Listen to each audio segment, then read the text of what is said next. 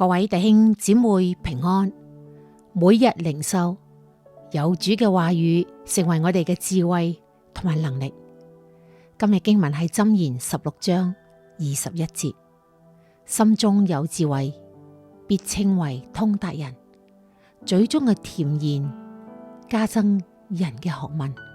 今日嘅小故事，有一日，有一個愛找麻煩而且脾氣暴躁嘅病人，連續按咗好多次嘅電鈴。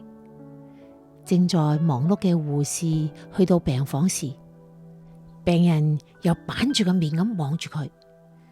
護士面露微笑，好親切咁問道：請問有啲咩事啊？病人好怒氣咁講：我晚餐有問題，呢個蘋果係壞咗㗎，你哋想害死我咩？護士仍然保持微笑，用左手攞起嗰個蘋果，用右手狠狠咁打住佢，並大聲咁責備佢：你呢個蘋果啊，惹到我病人生氣，你真係壞啊！你真壞，壞透啦！盛怒中嘅病人睇見咁樣，突然大笑起嚟。我哋一齊默想，碰到一啲令人唔愉快嘅場面，你係點樣去應付㗎？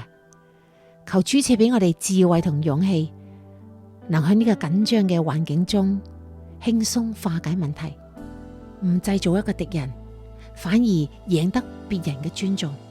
我哋一齊禱告。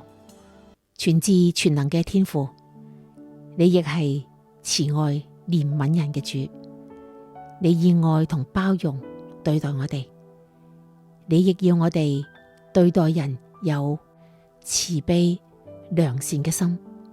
求你賜俾我哋屬天嘅智慧，讓我哋有智慧同愛心嘅言語同行動，知道如何善待周圍不同嘅人，與佢哋建立良好嘅關係，使榮耀讚美多歸於你。